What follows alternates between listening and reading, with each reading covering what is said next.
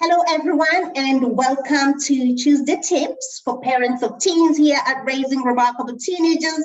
And as those of you who are watching the video, watching live, you can see our beautiful guest, Dr. Lisa Turner. And, Lisa has got a story. I'm not even going to start talking about it before she does. And most of you, I know, have been waiting to hear this and asking me, this and this and this. And I was feeling tempted to give you tips and bits, but I want Lisa to tell you this in her own words. Lisa was kept by a pedophile from the age of 15, oh God, I don't even know how to say it. So obviously we work with teenagers. We have teenagers. So that for me is scary, just the thought of it. But I want us to hear how this young person, as you can hear, I've called her Dr. Lisa Turner, how is it that from being that young person who was being exploited to being the person she has become? And even more importantly, I know Lisa is going to share what really happened. Did the parents know? What really happened? We want that. We want to hear that. So, Dr. Lisa Turner, thank you so much for coming in today. We are so delighted. For those of us who are listening on our podcast and our audio places, listen in, because I believe this is going to shift the way we think about our parenting and who we are, and also the way we observe our young people in a totally different way. Believe me, I am also looking forward to be blown away, because this is something I had never heard before. So welcome, Lisa, and let's go. First of all, tell us about who you are, and let's go. Thank you for that hugely warm welcome, Angie. I feel so welcome and I'm very honored to be here. I think this is a really, I try not to be braggy and egotistical about this, but I think the message that I have to share, I think it's really important, because there's so much guilt and shame and things bound up in these kinds of experiences, both from the I hate the word victim, I really do, but from the victim but also from the parents. So first of all, just to let people know, those of you who don't yet know who I am. So I'm Dr. Lisa Turner. I'm the founder of a company called Set Freedom, and that's Set with a C. So Set Freedom, and we're a spiritual and consciousness awakening organization, and we specialize in training professional practitioners in the signature process, conscious emotional transformation, which is what the SET piece stands for, which is a way of eradicating trauma from the nervous system, from the body, at source, for good. In a matter of hours, you can clear your whole past, where other therapies might take years. So it is that. Well, I will share with you at some point. I'll share with you exactly how you can get that. And in fact, you can get it completely free. You can get a free home study version for completely free. So I'll give you the link to how you can get access to that. So sometimes we limit the numbers, so there's a waiting list, but I'll give you the link so you can get on that waiting list. So as soon as we have a space, we can share that. So where do you want me to start, Angie? Where's the best place to start here? To be honest, as you know, all of you guys know, when we interview our guests, when we have these conversations, we start by asking our guests, or either be they parents or professionals or experts, about their view on intentional parenting. As it is, I need not ask Lisa about being an intentional parent, because first of all, I know you're a parent of a young person, and you make decisions from your own experiences to parent intentionally.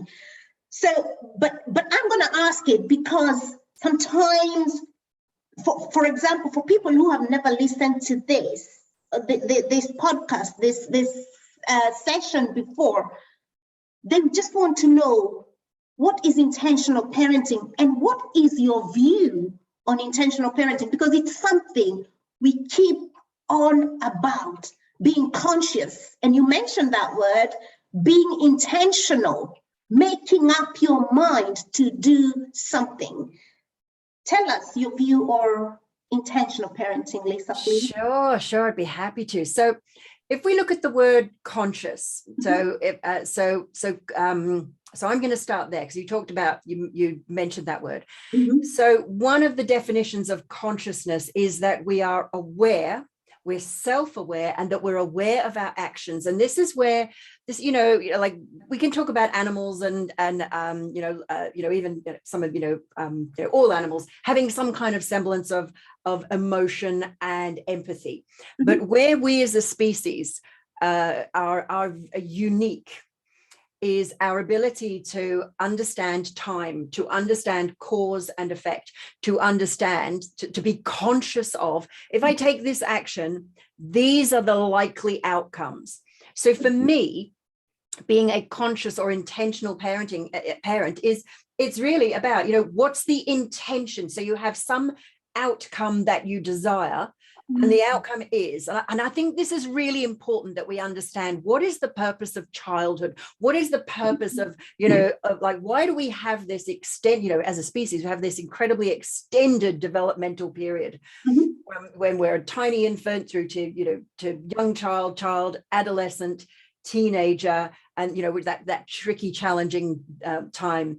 So if we look at what is the purpose of childhood, and I think sometimes we've, and I'm not anyone personally, but I think as a culture, there has been a tendency to think that my observation is we've slightly lost our way with what is the purpose of childhood, because my belief is the purpose of childhood is for us, for children, for us as parents, to teach children how to be successful adults. Now, by successful, I don't mean rich and famous and wealthy. I mean successful by their measure, so that they are living the kind of life that is presumably independent. They understand consciousness themselves. They understand this action will lead to that result, and that's a result I want, so I'll take this action.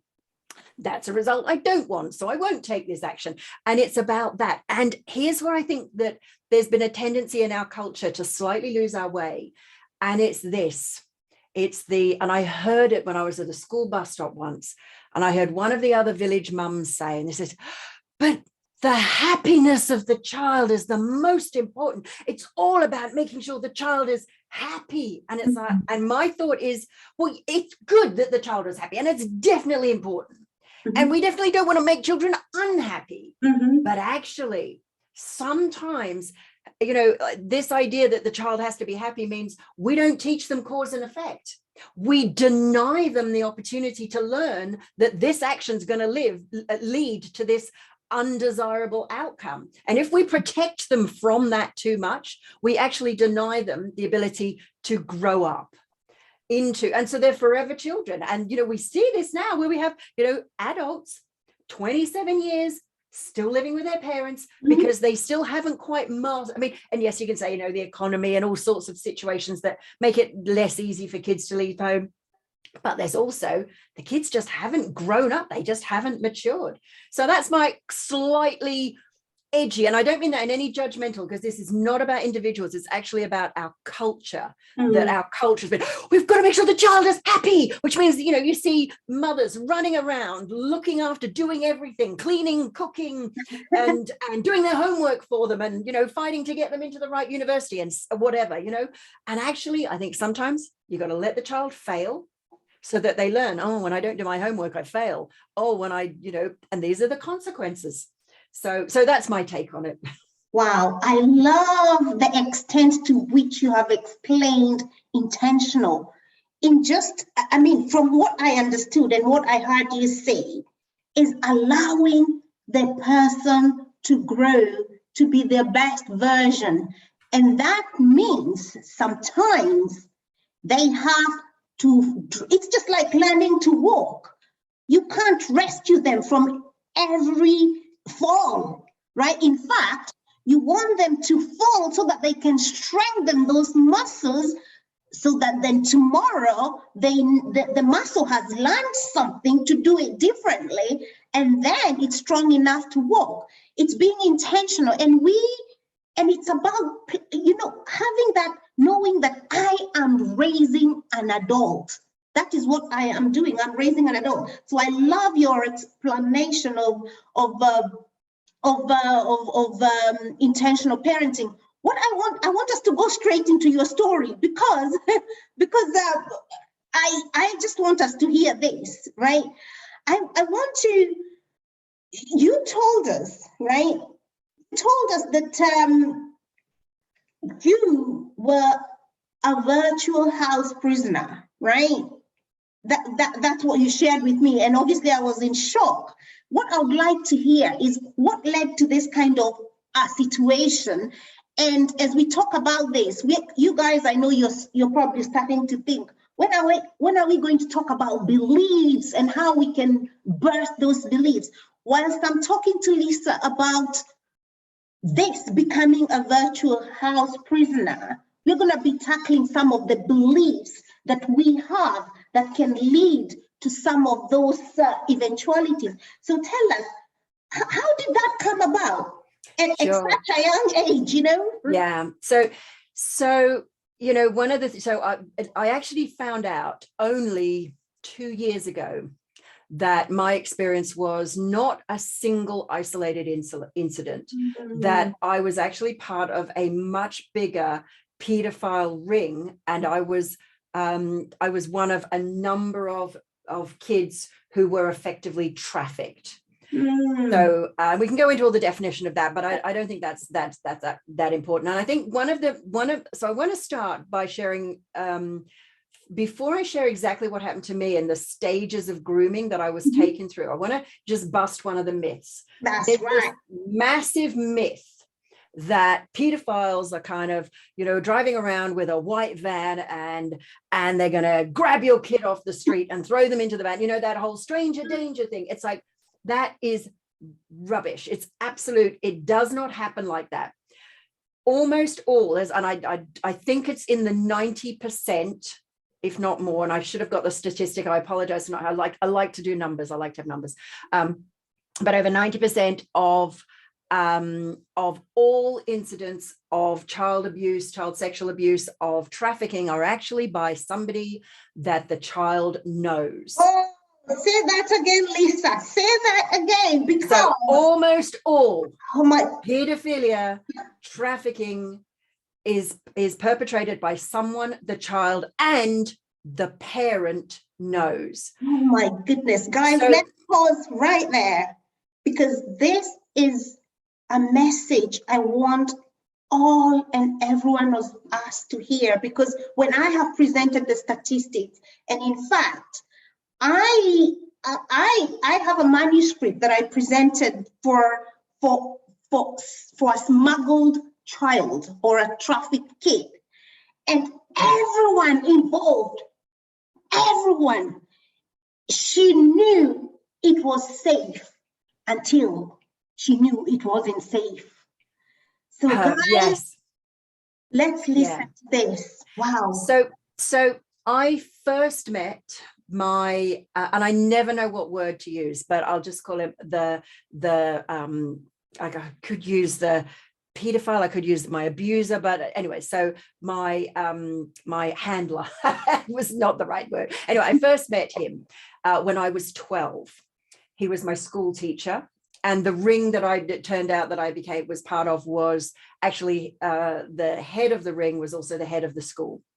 He was my music teacher, and one of the things that the process, we know this word grooming. So grooming happens in, I put it into 4 stages. So the first stage is just luring. And they kind of cast a really wide net, and they just see who bites. There's another myth is that victims are always damaged, and they're the vulnerable ones. And actually, like, I was a really bolshy, cocky, cheeky, confident kid. And I think in a weird way, that was like, that spark was what attracted the ring. So what they do is, so the potential abuser, they just kind of throw out the bait, and they just see who bites, who pays attention. They're maybe a little bit flirty, maybe a little bit tiny bit. They just give a little bit more attention to the kids, and they see who is it that is enjoying that attention. And then just to mention there, which teenager would not enjoy some attention? Exactly. And attention from an older man in a position of power. So, it's a story as old as the hills. Yes. So that's the first, is the luring. And they just cast a net and they see who bites. They throw a little bit of attention out, and they see who bites. So with my abuser, he flattered me. And then it kind of leads into, so he did lots of because I was in the choir and I was learning guitar, and it was like full of all this. You're such a great singer, Lisa. You're such a great singer. Oh, why don't you come by afterwards and I'm going to help you with your scales. So then we move into, so that's the luring. So it's who bites. Now, I'm pretty sure I wasn't the only one invited, and I know I wasn't. So then the next phase, so the first phase I call luring. So it's just, let's just cast the net, put some bait out and see who bites. So if you want to make notes, stage 1, luring. Stage 2, those notes, believe me. Stage 2, and in fact, there's a download. You can get this as a download completely free. These 4 stages of grooming from my website, which is setfreedom.com. So stage 2 is enchantment.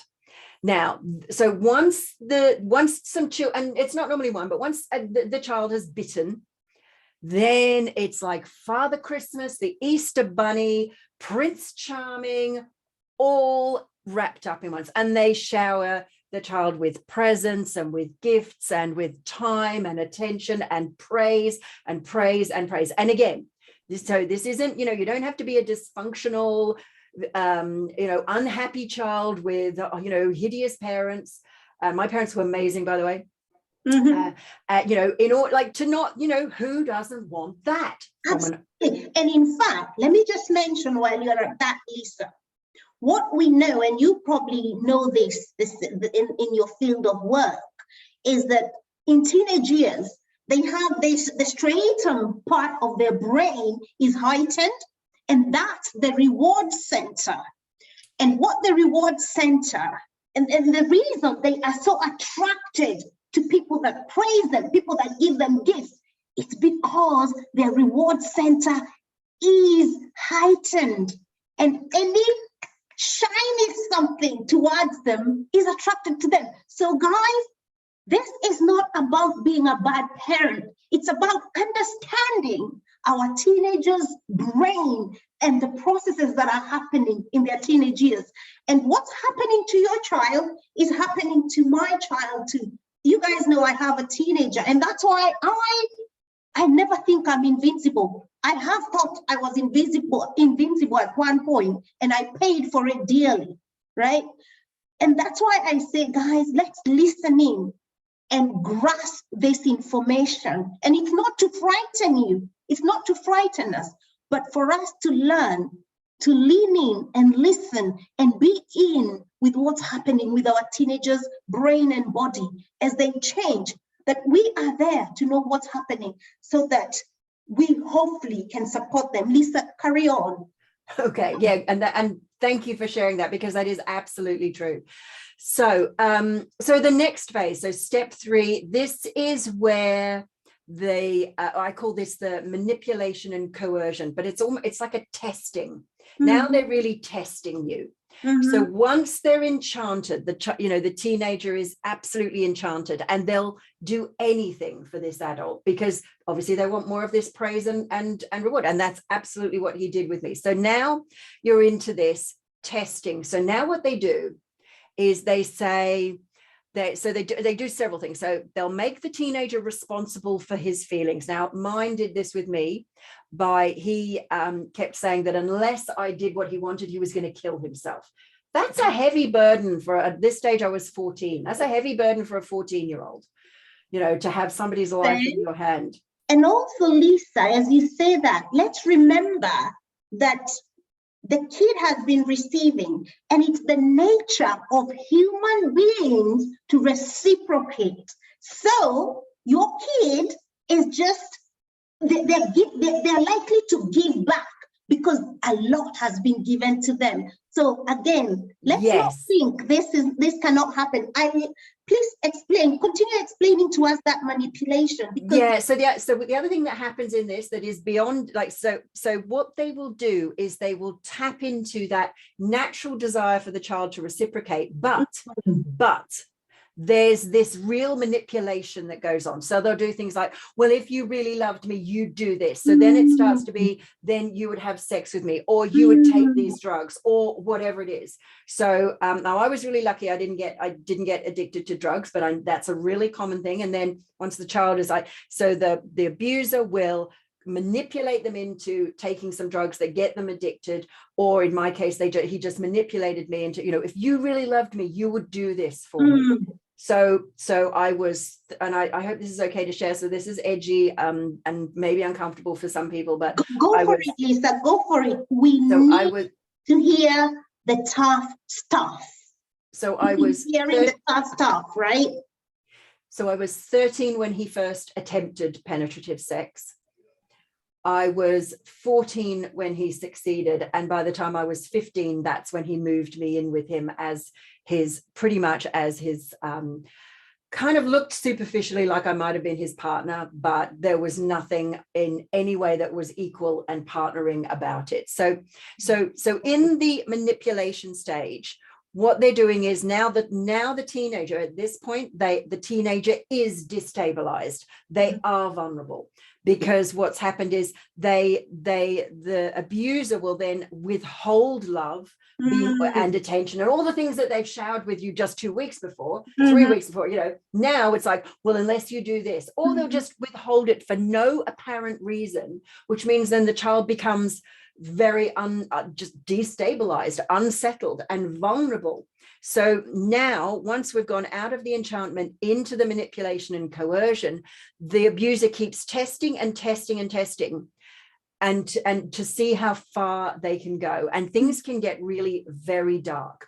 They'll even encourage the child to, a bit like a multi-level marketing system, to bring in other kids if it's a real ring. It's like, oh, why don't you invite your friends around? And then before you know it, the friends are involved, and they're like, they're maybe at a different stage, they may be at an earlier stage, but and then the child gets rewarded for bringing in other kids. Now, this didn't happen to me, but I know I've worked as a therapist with so many survivors of abuse that one of the things that's been their guilt is that we've released with the set process has been about that they brought other children in, they brought other kids in. Yeah.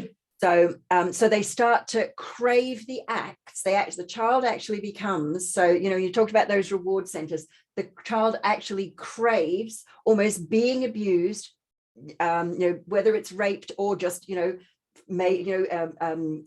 basically manipulated into having sex or taking drugs or doing whatever it is. And sometimes it's having sex with a pedophile, and sometimes it's having sex with other men and women and adults, because women are not, can be part of this as well. Much less common, but it still happens.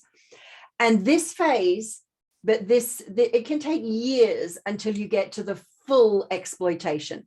So by the manipulation and coercion is very much, it's a testing. How far can we go? We'll do this. Oh, no, they're not responding to that. So they'll step back into enchantment and then go forward again, and until the child is fully into the position of being exploited. And that's the fourth stage, where the child will do anything just for that tiny piece of praise. They've also, one of the other things is that they do, the abuser will almost always isolate the child from their family. Now, they may not do that physically, but they will do it emotionally. Your parents don't understand me the way I do. Your parents don't really love you. Your parents are horrible. Your parents are mean. Oh my goodness, they wouldn't do that. I wouldn't do that to you. And they've done that. So they plant this seed in this incredibly impressionable mind. And so a wedge is driven in. So then the child is, and sometimes they're also physically separated. So the child is now completely reliant on this abusive adult for all of their emotional needs, because they're emotionally separated from their family, where it's much more appropriate, where they should be getting their emotional needs met. Wow. And that's essentially what happened to me. So he went to England, and that's because I grew up in Australia, so this happened in Australia. He moved to England and then bombarded me with pressure and blackmail and emotional blackmail to follow him and my mother. And he blackmailed and bombarded my mother until I was sent to the UK. Now, initially it was only going to be for 5 weeks. I was going to spend just a few weeks, and then then my mum was going to fly out. Then we're going to go and see. We're going to go around Europe and then go to Disneyland and go home.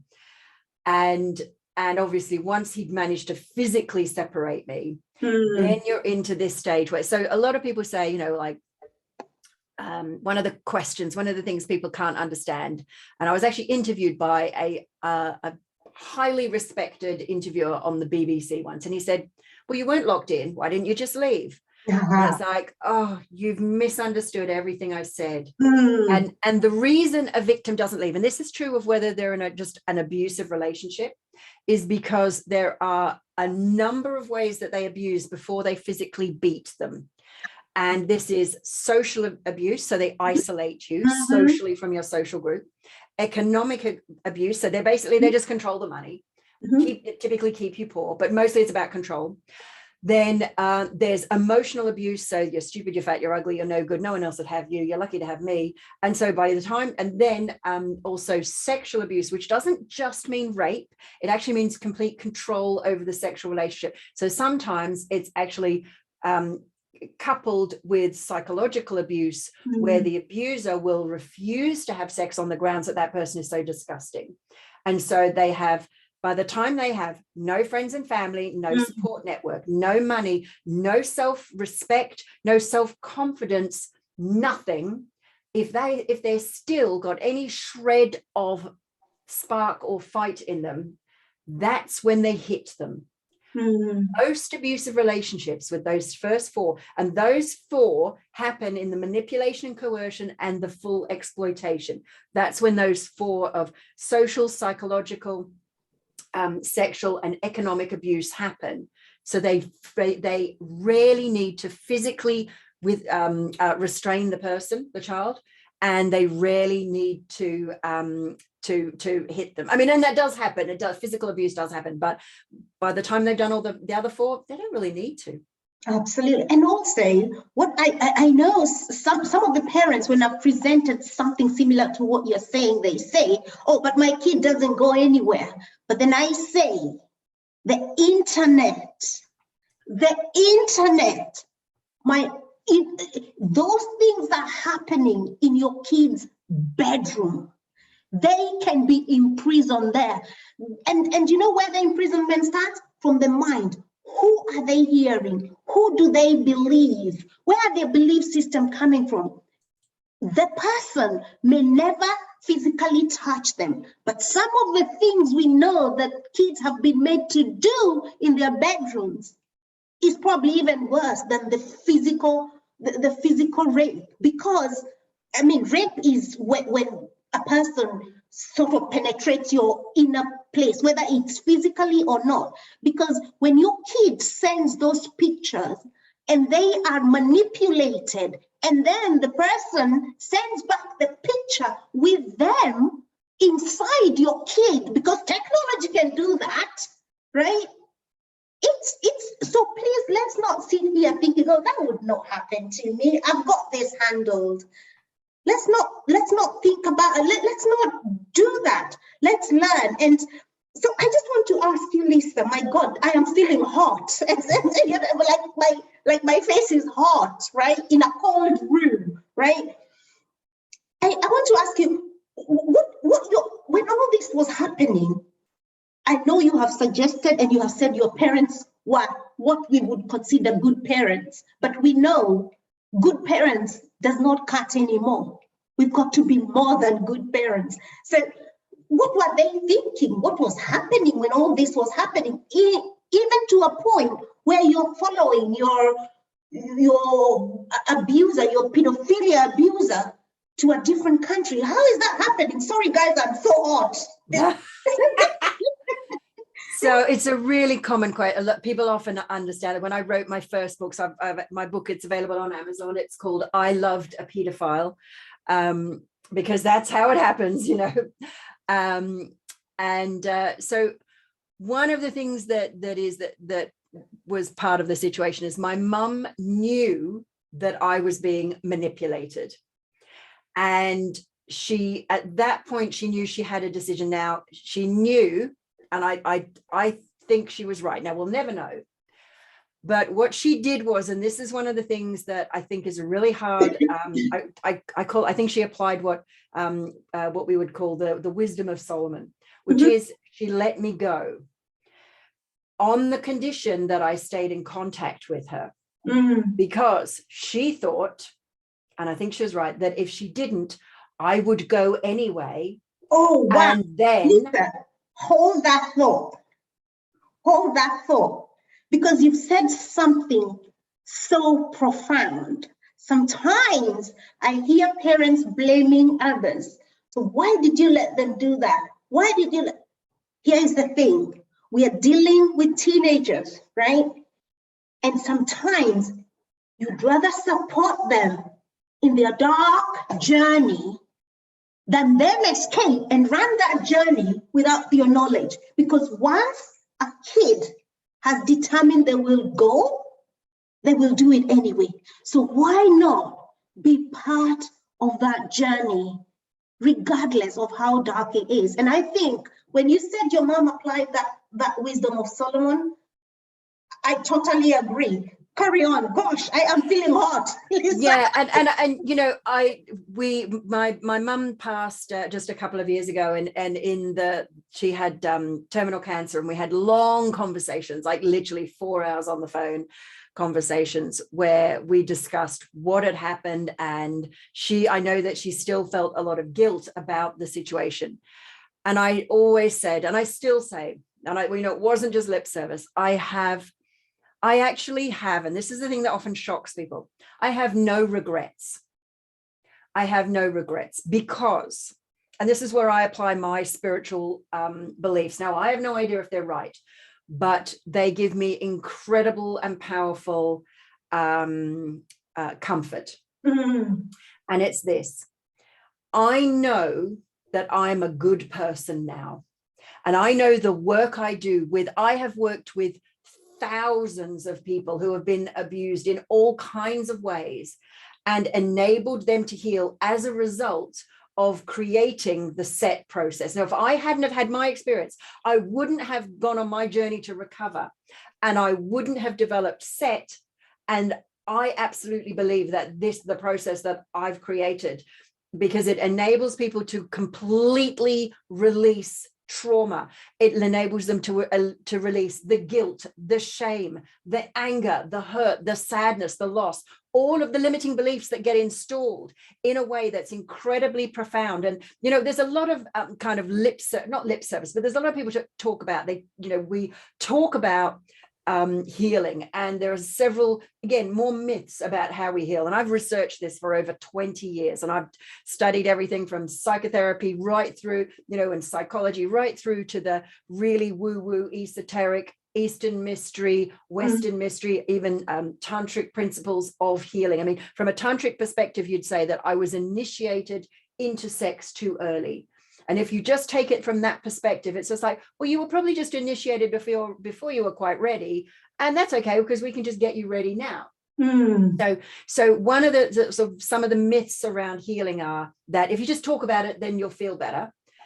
And that may or may not happen. And actually, my process, you don't even need to talk about what happened. Others is just let it go, and then there's all these kind of visualizations where you might imagine all your pain relieving you in a balloon and all this stuff. But here's the thing: one of the reasons that the emotion doesn't go is actually because it's your emotion. And there's no good or bad emotion, there's just energy. And the problem isn't the emotion. The problem is that the energy is blocked and trapped in your system. So what we do is we find, well, what's causing the block? And then we release the block so the energy can flow through your system. Because actually, I often think about it like this. So there's the other key piece is you need to get the learnings, which is the opposite of sin. So the word sin means to miss the mark, to make a mistake. Now, the biggest mistake that we can make is to forget that we are all the children of God or source or the universe or whatever phrase you want to use. We're all the children of God. So if you believe you're a bad person, that's the sin. But it's not a sin as in, you naughty person, believe you're a good person, naughty, because that how does that work, right? So it's actually removing the sin by replacing that with the knowledge, not just the superficial, oh, just tell yourself you're divine, just tell yourself you're part of God. No, you need to find the process that actually rewires that in the neurology. And that's what SET does.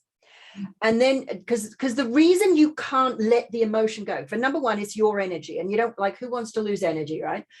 And the other is, imagine you've got a sack of rubble in, outside the back of your house, right? Just imagine a sack of, like, builder's rubble. And it's, bits of rock and stone and brick, and it's dirty, and it, maybe there's some composty, smelly rubbish in there as well. But there's a huge diamond. And people go, just let that old rubbish go, just let it go. But there's a £1 million diamond in there. And you're going to go, no, I need this. And that's why when people are fighting to tell you to let it go, you are never going to let that go because you haven't found the diamond. That's right. Is it enables you to find your diamond. And then the rubbish gets converted into the diamond. And the rubbish falls away. Once you find the diamond, because your focus now is on the gem, the rubbish falls away. Oh my goodness, this is so healing. Just listening to that. And guys, I can't even explain what I'm hearing because it's so profound.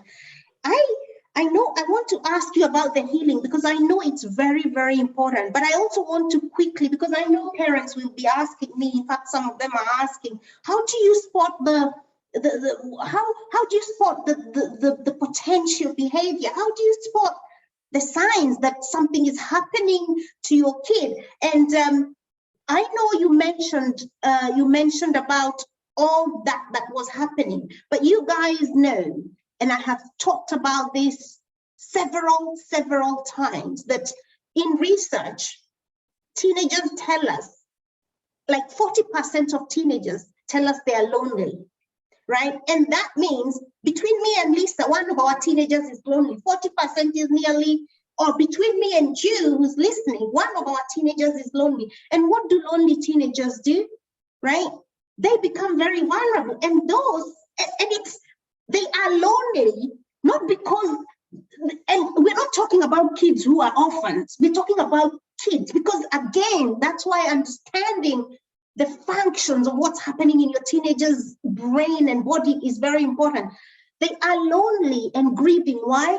Because in teenage years, in psychosocial, guys, we've talked about this, and obviously we can refer back to this.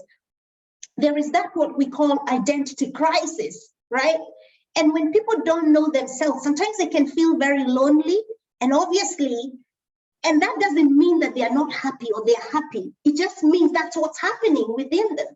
And that's why when someone comes from there, say, oh, your parents don't understand you. Of course they don't. How would they know? What would they know?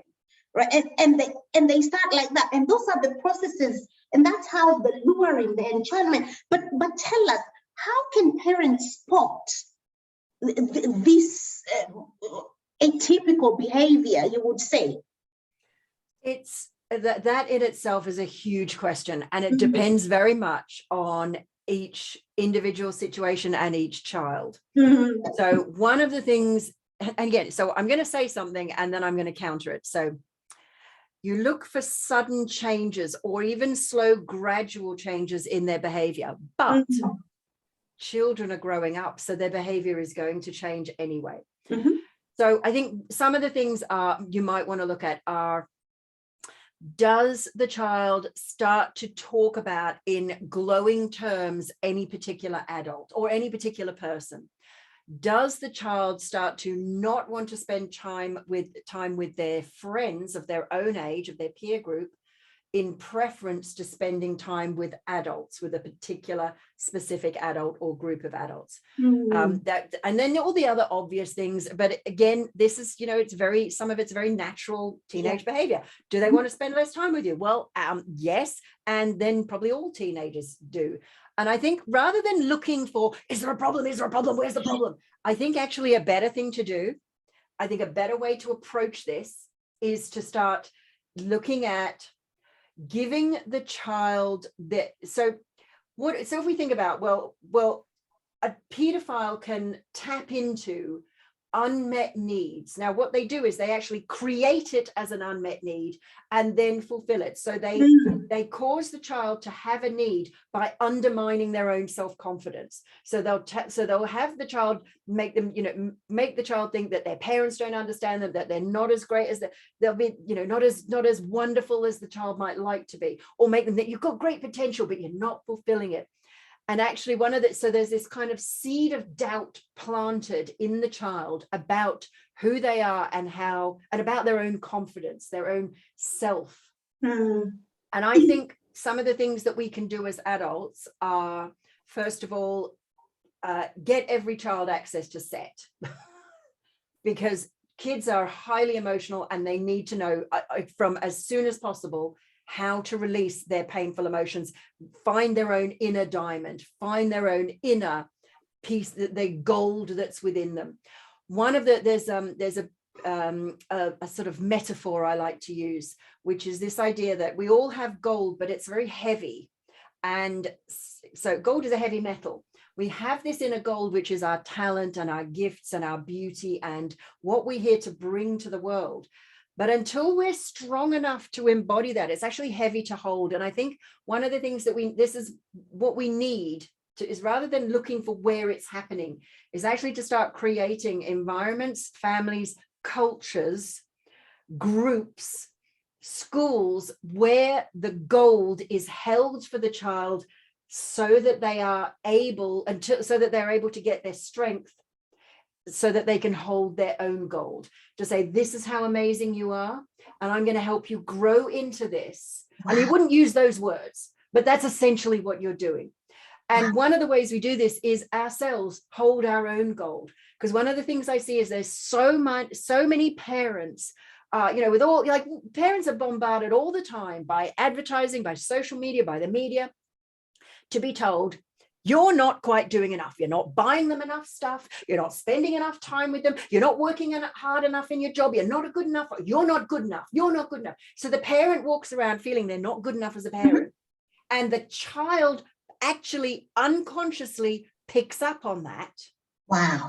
And so what we need to do as adults is everyone get access to SET, and get on the waiting list if it isn't available, get access to SET so that you know that you are good enough.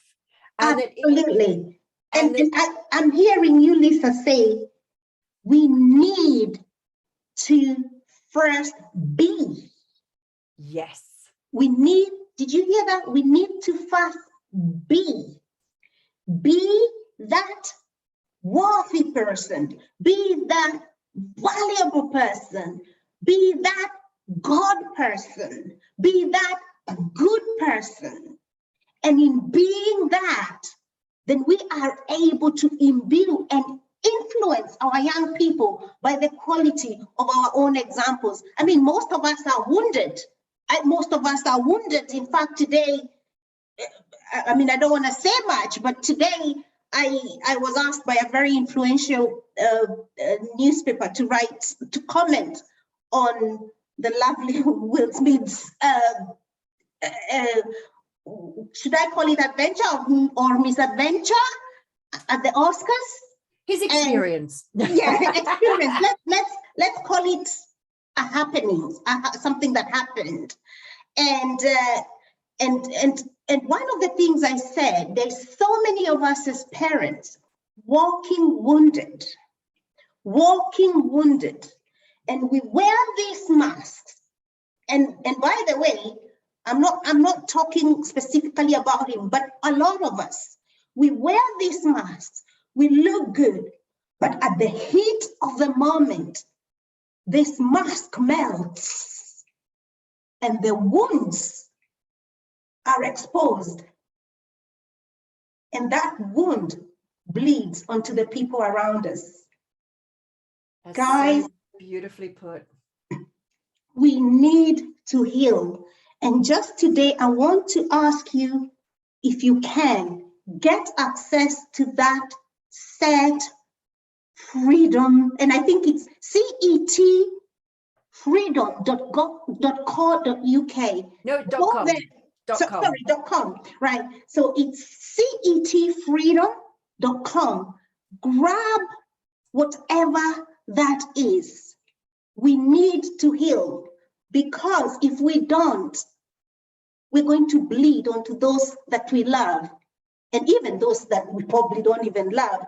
And if we are all trying to have a kinder world, we have to be kind to ourselves, and it starts with our own healing.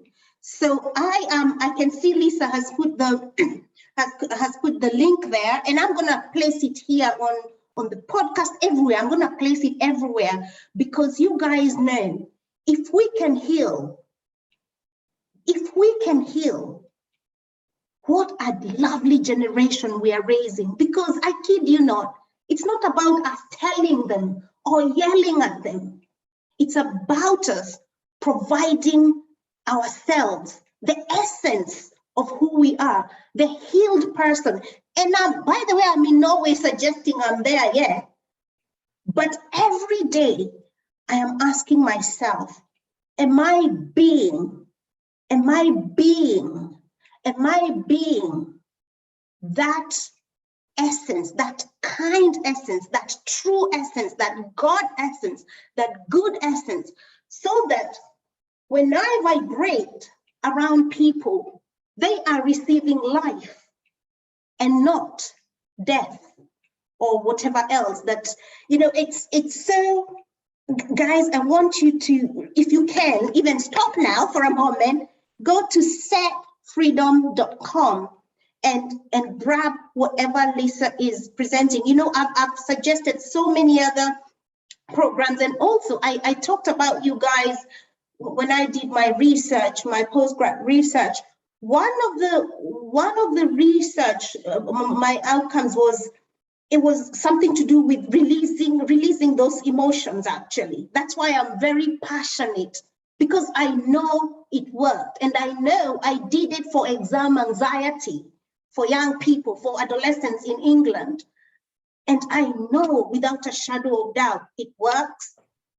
So grab whatever Lisa is presenting, and if you can grab two, one for yourself and one for your kid, please do it. So Lisa, I want to ask you, as we come to almost the end of this, you talked about school supporting, you talked about parents and help around. How can we, as a society, embrace this? Because I think it requires an ability to ask for support. And again, one of the things that is so defeatist in our culture is the idea that when you ask for support, you are weak.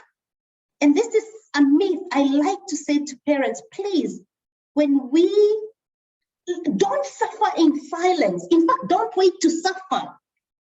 Don't suffer in silence. Look for groups. Lisa, you talked about being with other people who are having conversations that change lives. People like this conversation we are having here, and you've introduced something that works. I dare say, even though I'm not the one that did the research, it works on almost that genetic, it works onto a genetic factor. It goes deeper than everything we can say, than any pill around, than all the relaxation and self-help and and spas and all those things that we do. Those are very superficial. What we need is something that is going to penetrate and go deep into our genetic makeup. Because even, I dare say, some of the things that we suffer with, the wounds we suffer with, some of them are inherited. You guys know there is something called epigenetics, you know, things that happen to even our parents, experiences that we are now, and then we call them, oh, these are curses, we have curses in our family, these are generational strongholds and all that. And I believe without a shadow of doubt that what Lisa is presenting, and guys, don't think I'm selling you anything, you know, I talk passionately about things that I believe in. And in fact, Lisa said, it's free. Just go and grab it. Just go and grab it, right? So I want to ask you quickly, in terms of what you went through and what your family went through, in terms of shame and guilt, because this is another thing that hinders us from advancing. How did you guys deal with it? So I think there's a lot to unpack here. I mean, and you're absolutely right that the set free process, set freedom, it absolutely, first of all, it's free, and it absolutely does. One of the reasons it works so fast is, whereas a lot of processes, they deal with the symptoms, what this does is it goes to the root cause of that first moment in time when you installed that. And what I actually say is, I say, it's not that you have negative emotions. What you have is resistance to love. So I don't know if this is going to answer the question, but I work on this principle that we have the idea that we are love. The essence of us is love, and that we're infinite beings, and that the idea is that love should flow infinitely and freely throughout our entire being. But when we install that sin, that negative emotion, limiting belief, whatever it is, you know, that resistance to love, what happens is, if you imagine that your energy system is like a river network, or like a water network, and if you've got a block, a resistance in there, what you'll have on one, like imagine it like a dam in a river. What will you have on the dam? On one side, you'll have a lake, a high level, and on the other side, you'll have a low level. And people often think about, oh, the problem is I've got all this emotion. And actually the problem is that there's a difference in the level, and what your nervous system responds to difference. And what set does is it removes the resistance so that the levels rebalance. Nice. And then love flows infinitely, so that you return yourself to love. Now, one of the things that it took me a long time to get to, and I phrase it like this: when I eventually left, and you know, my mum, she applied that wisdom of Solomon. And when I was ready to leave, and it was just before my 20th birthday. So I moved in with him just after my 15th, 2 weeks after my 15th birthday. And I moved out 2 weeks before my 20th. So it was 5 years less a month. And when I first raised it with my mum, and I said, you know, I think I want to leave. And she didn't do, this is one of the things, if I could give anyone any advice. So first of all, stay in contact with your family, stay in contact with your kids. If your kids are being groomed, sometimes you just gotta, and this is going to sound, it's not defeatist, but sometimes by the time you realize what's happening, if you then fight them over, you know, fight with the pedophile over the kid, you will lose. At this point, you've actually already lost. So my mum, what she did, she just stayed in contact. And she didn't do any, well, I told you so. Oh, I knew it wasn't going to work out. Oh, I could have, none of that. Do you know what the words were out of her mouth? The first thing she said was, what do you need? And if I could give you any advice as to what to share with your kids, is to just ask them, what do you need? Now, you can ask this at any stage in the grooming cycle. Do you know, Lisa, as you say that, you guys, you know, I'm from the Christian background, and what Lisa just described was, do you guys know that story of the prodigal son? Do you guys know that? Now, all my Christian friends, and because sometimes we fight here with Christians and science, and we talked a lot about science and and how trauma and abuse can be stuck in our body, in the cells of our body, even in our genetic makeup.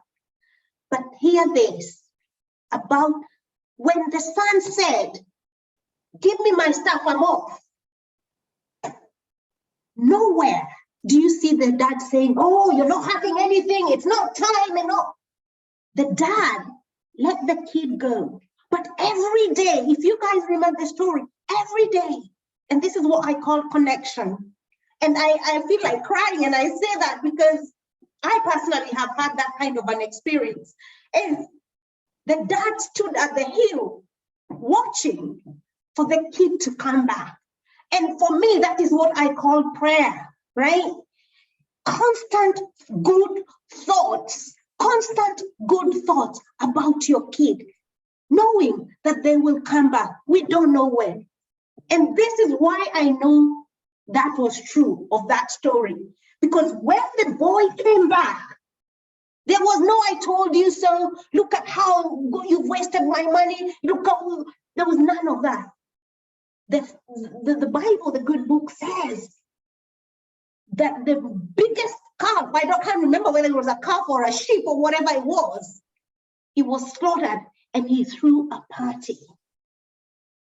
My God, what a lesson on parenting, and what a lesson on what your mom did, and what a lesson we can all learn from knowing and holding those good thoughts, keeping connected with our kids. And that does not mean you're supporting the evil thing that they're doing. It's not that. It's just holding them at a high vibration. Constantly. And to add to that, because that's exactly right. It's not, I mean, at no point did my mom, she always said, "I don't think this is the right thing for you to do. But you know, if this is what you want to do, if this is what you believe you want to do with your life, then I can't stop you, because you're your own person." And that's the journey. That's the journey. And also, that reminds me again of the universe, the energy. God gives us free will. But each one of us has consequences. It never comes and holds you by force. So you're not going to do that. You do whatever you want. I will still love you. I stand holding you with love. And it is this example of steadiness, being an anchor of love, is what brings them back to us. Lisa, you said a week before your 20th, you took your bags and came back. Oh my God, this is hot stuff, guys. This is so. And in terms of the healing journey, so it took me 6 months after I left. So when I first left, I felt really guilty. I felt really guilty that I'd left him, that I'd abandoned him, and that he was really unhappy because that's one of the things that they do is there's a lot of burden of responsibility for their emotions. Took me 6 months to get angry. It was 6 months before I was like, hang on, he wasn't that nice to me. And then it probably took me, I mean, I started my healing journey probably about a year after I left. I had social anxiety disorder. I had, fairly complex PTSD, a form of PTSD. I was agoraphobic because I'd never been, and I was unbelievably shy and awkward. But then I was also it's like my natural bubbly personality would come out, but then in ways that weren't appropriate. And so I had a lot of guilt and shame. And I went on this journey to heal, and I found lots of techniques that worked a little bit, but nothing that really combines the esoteric and spiritual, and whether you use, in the terminology that I use in the process, I use the term higher self. And that's just, if you want to use the word Jesus, use the word Jesus. If you want to use the word God, use the word God. it like fundamentally at the core, I believe that, even atheists normally say, well, I don't believe that, there's a God as such, but there is a higher form of energy and awareness. So, whatever the word is. And it is there because we as scientists, we know that there is a field of energy. It is there, right? Whatever we want to call it, it is there. It exists. So it is there. And it's up to us to acquaint with us or acquaint with it, because at the very essence of it, it's working for our good, and it's waiting for us to realize that it's, because that's what life is. I mean, I like to equate it to the sun. The sun shines. It shows up and shines. Whether we come out and enjoy it, it doesn't care. It shows up and shines. It shows up and shines and gives life to everything. Imagine a love like that for ourselves and other people. Come on, guys, we can do this. We can do this. And I believe this can come through the healing, this healing that, so Lisa, tell us how, when people access your CET freedom, is there anything you want to tell us how we can use it? And so it should be fairly self-explanatory when you access the portal. So first of all, I've just checked the site and there's no spaces available, but there's a waiting list. So join the waiting list, get on the waiting list, because one of the things I will tell you is that we're actually going to release a whole load of places in about a week's time. So we always make sure that there's enough energy and there's a container there that will hold everyone. But do get on that waiting list and we'll email you as soon as there's a place available. Now, when you get access to the portal, at the moment it's on via a website, and within a matter of weeks it will also be via an app, so you can have it on your phone. Nice. So it's in process. We're just waiting for the App Store to say yes, it's good. So it's right. just I love that. I love that. And Lisa, what I want to say, usually before we finish any of our sessions, I like parents to take away something that they can do as soon as today to begin their own transformation. I'm gonna steal your thunder for a moment. and I know you should be telling us this, but guys, including myself, please get on that waiting list. That's the one of the first action that we are going to take as a self-care activity, right? Grab something that's going to help with your healing.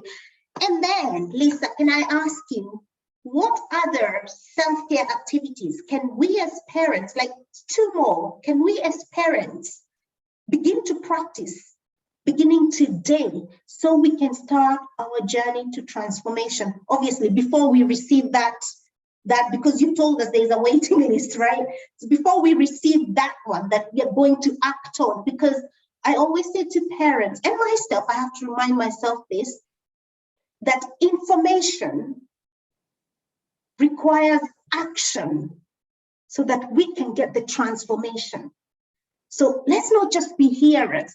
It's information, good information, then action, then our transformation. And we are all here because we want to be transformed. So tell us just 2 more. Okay, so and so this is, so just to make sure I understand the question, that this is for the parents, because we can, yeah?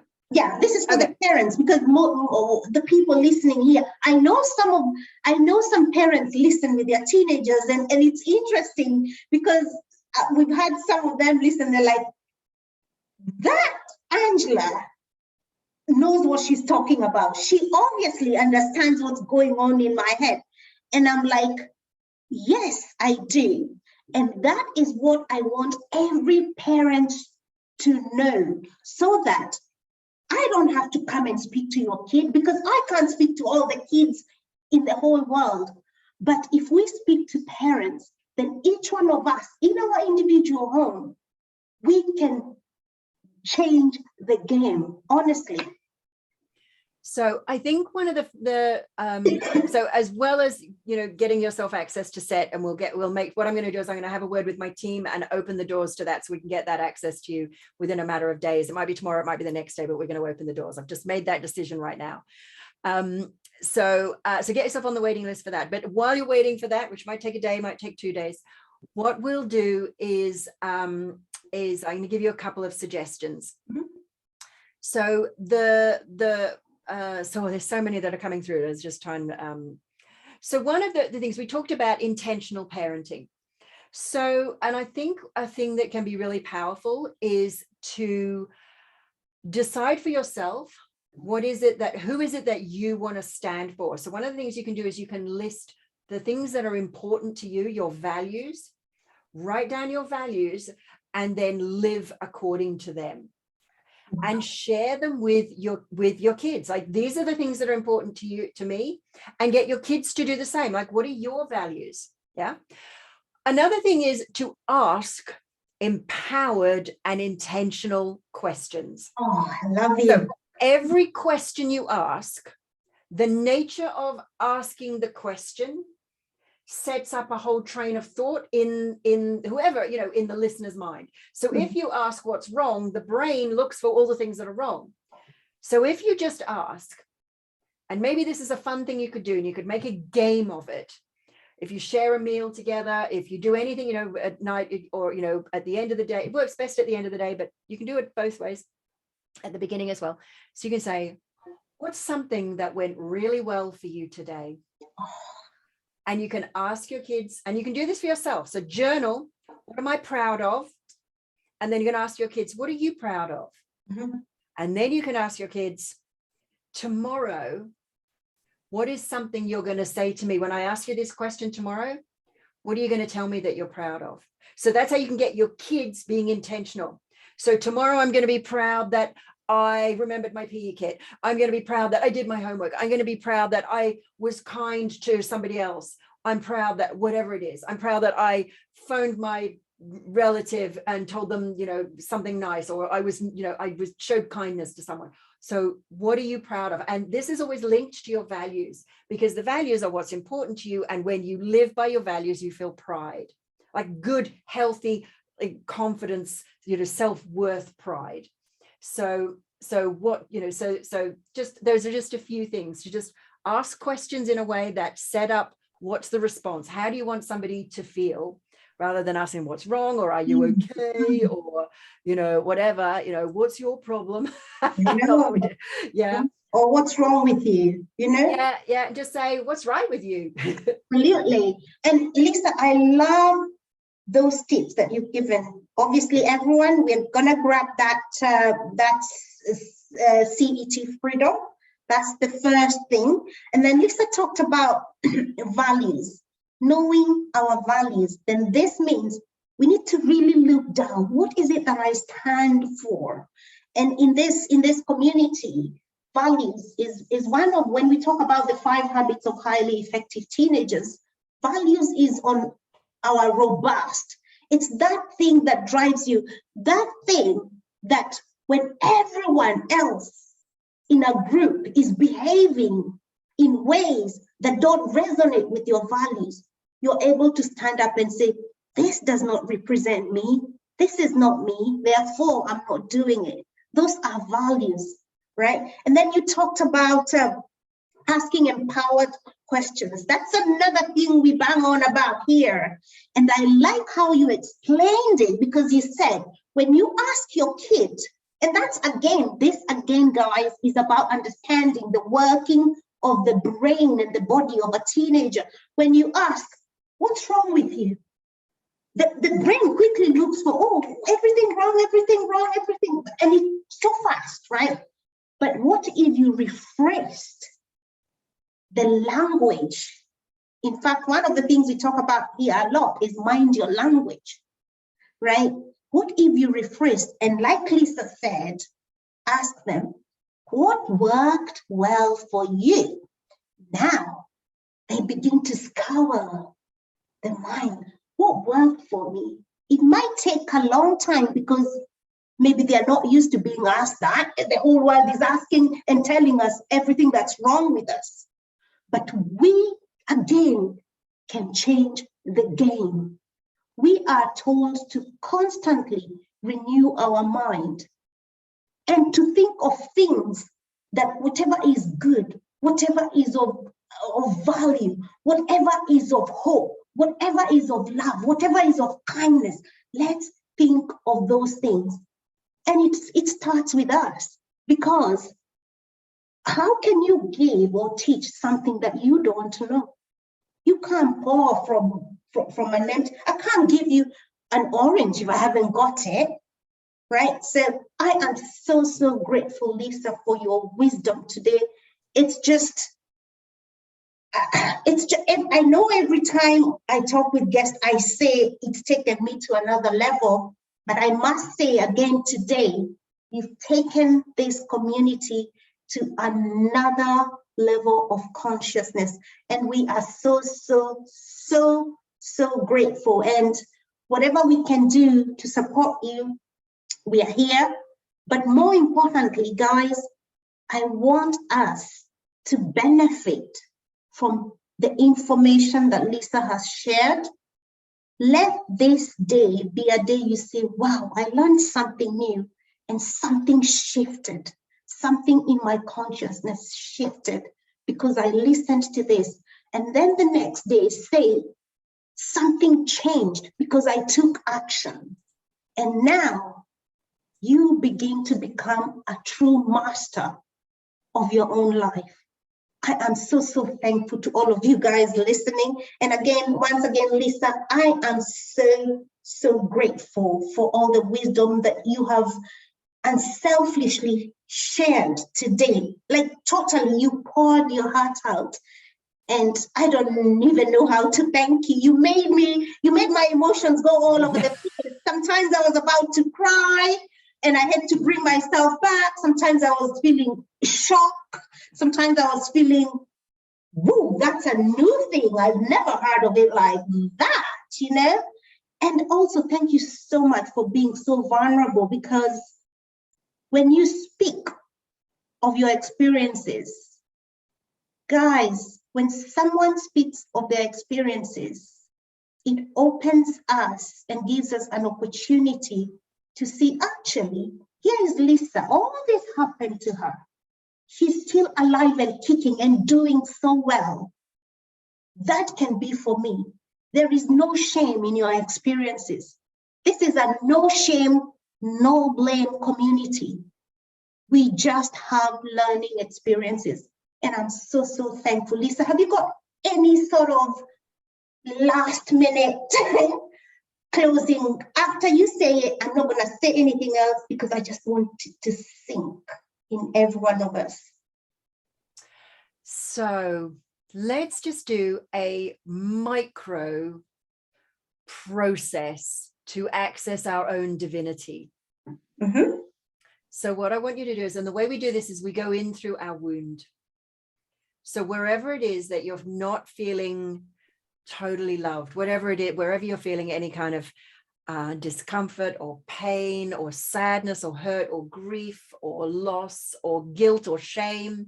You said this is a no shame place. So wherever there is shame or guilt or hurt or anger, any emotion that you'd label negative. So just pay attention to that and just ask, first of all, is it totally okay for you to let that go? And assuming you get a yes, just pay attention to that. As my higher self goes to your higher self to release it. Anywhere and everywhere there's resistance to love, as my higher self goes to your higher self to restore and reconnect. Anywhere and everywhere there's resistance to love, such that love can flow freely and infinitely throughout your entire being. And ask yourself, what do you need to learn or know, the knowing or learning of which will allow you to easily and effortlessly let go of all of the painful emotion and allow love to flow freely throughout your entire being, anywhere and everywhere. at all times, all places, beyond time and space, in all dimensions. And however you experience this is perfect for you. And you don't need to understand it. You don't need to analyze it. You don't even need to try and make it go away. Just pay attention to that feeling and notice when it's gone. And love is who you are. And so it is. Wow. Love is who we are. Thank you so much, Lisa. Thank you. Thank you. It's been my absolute pleasure. You are a shining star in the world, Angela. Thank you. Thank you. Thank you so much. I said I wasn't going to say anything, but I have to finish by saying thank you, everyone, for listening. And once again, I really implore you to take action on the information so you can get your transformation. And from all of us here at Raising Remarkable Teenagers, today on Tuesday Tips for Parents of Teens, it's bye for now, and we will see you in our next session. Bye-bye, everyone.